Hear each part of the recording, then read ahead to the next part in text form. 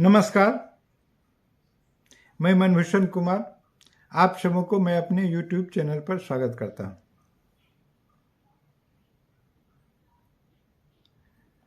सोमवार 8 जनवरी 2023 को बिहार सरकार की कैबिनेट ने कुछ महत्वपूर्ण फैसले लिए जो जनहित में हैं, इसलिए इसकी चर्चा करना नितांत आवश्यक है। सबसे उत्तम कार्य बिहार सरकार ने तो यह किया आज के कैबिनेट में फैसला से कि बिहार में एक खेल विभाग, खेल मंत्रालय की स्थापना करने का निर्णय लिया और आज से खेल मंत्री यहां होंगे और खेल से संबंधित जो भी कार्य होगा वो इस मंत्रालय के द्वारा संचालित होंगे और यह मंत्रालय पूर्णतः खेल को समर्पित होगा। यह बहुत उत्तम कार्य है बच्चों के लिए, खिलाड़ियों के लिए। इस प्रकार से अनेक खेल है, हम लोग के यहाँ कबड्डी है, फुटबॉल है, क्रिकेट है, बैडमिंटन है, खो खो है और भी अनेक प्रकार का खेल है। तो इसके लिए यह बनाया जाना चाहिए। स्टेडियम का रख रखाव कैसे होगा, यह सब है, किस प्रकार से अंतर्राष्ट्रीय मैच बिहार में हो, तो सबों के लिए यह विभाग बनना नितांत आवश्यक था, जिसके तरफ सरकार ने अच्छा पहल किया। इसलिए सरकार को भी इसके लिए शुभकामना मिलनी चाहिए, बधाई मिलनी चाहिए। अब दूसरा जो निर्णय सरकार ने लिया वह राजनीतिक निर्णय है।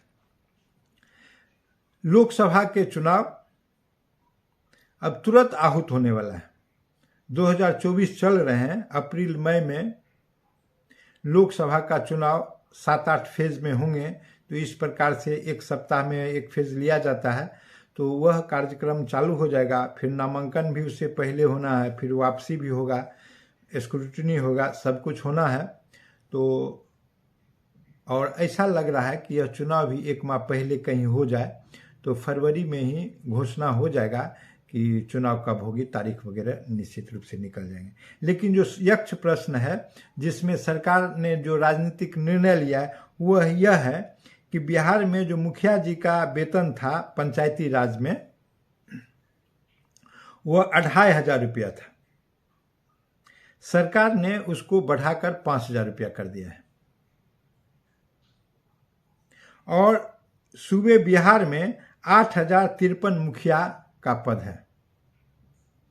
उसी प्रकार उप मुखिया जो थे उनको 1200 रुपया प्रति माह दिया जाता था, वह बढ़ाकर सरकार ने 2500 रुपया कर दिया है।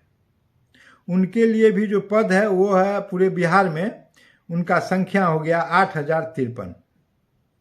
अब वार्ड सदस्य हैं जिनको 500 रुपया मिल रहा था और उस 500 रुपये की राशि को बढ़ाकर सरकार ने अब 800 रुपया कर दिया है, तो उनका संख्या हो जाता है 1,01,268।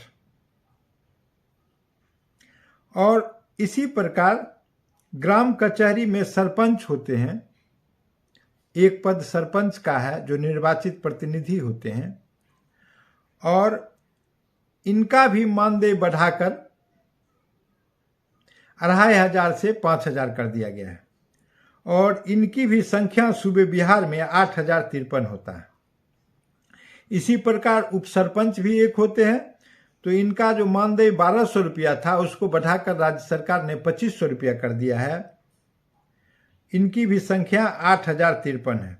अब ग्राम कचहरी के सदस्य जो थे उनको भी 500 रुपया मानदेय मिलता था, सरकार ने उसको भी बढ़ाने का निर्णय लिया है। उनका भी मानदेय बढ़ाकर अब 800 रुपया कर दिया, 500 से बढ़ के 800 गया।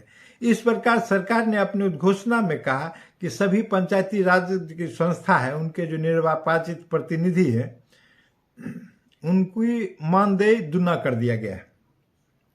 और अब यह देखें कि इस पर कुल कितने व्यय आएंगे। तो यह सरकार के लिए स्थिति है। और फिर हम दूसरा देखें, एक और महत्वपूर्ण निर्णय सरकार ने लिया है, वह समाज कल्याण विभाग के तहत है। अभी कुछ दिन पहले समाज कल्याण विभाग में आंगनबाड़ी सेविका और सहायिका स्ट्राइक कर दी थी और उस हड़ताल के क्रम में स्थिति यह बनी कि बहुत लोगों को बर्खास्ती कर दिया गया था, कार्रवाई किया सरकार ने, लेकिन सरकार ने उनके बर्खास्ती को वापस ले लिया।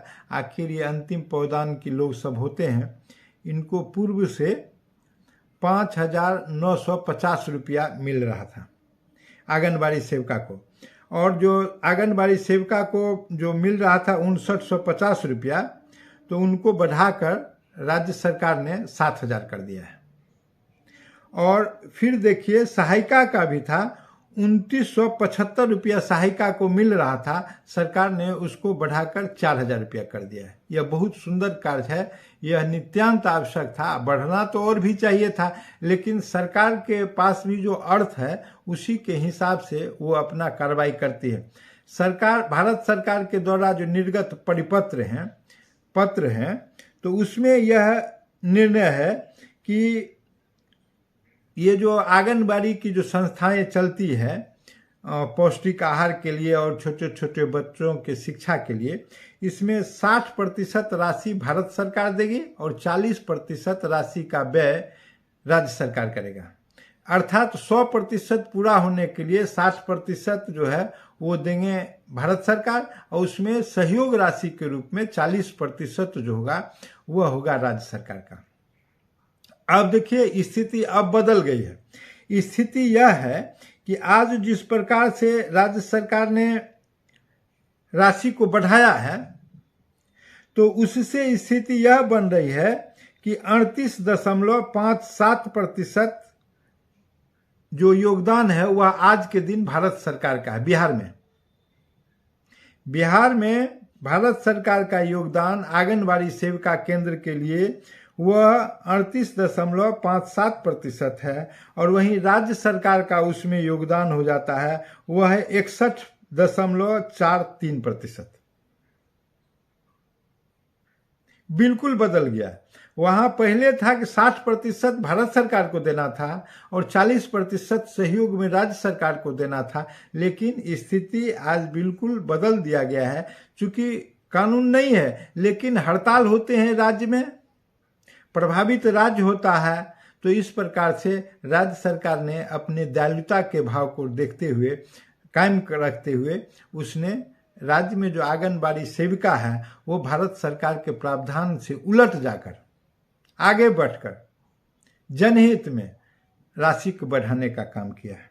और यह जब राशि बढ़ जा रहा है तो बिहार सरकार को इस पर जो है सो कुल लागत आ रहे हैं 286,37,24,100 रुपये का यह स्थिति है। और पूरे बिहार में जो आंगनबाड़ी सेविका की संख्या है वह है 1,15,900, और उतनी संख्या ही सहायिका का भी है।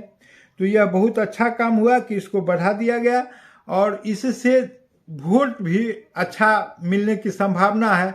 चुनावी रणनीति के तहत यह कार्य किया गया है, इसका लाभ सरकार को मिलनी चाहिए, यह आशा है।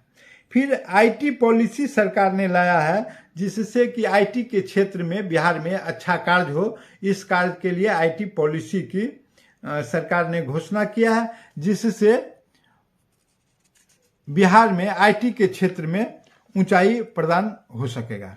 और भी कई कार्य किए हैं, जैसे कि कैंसर के लिए मुजफ्फरपुर में कुछ कार्य हुआ है।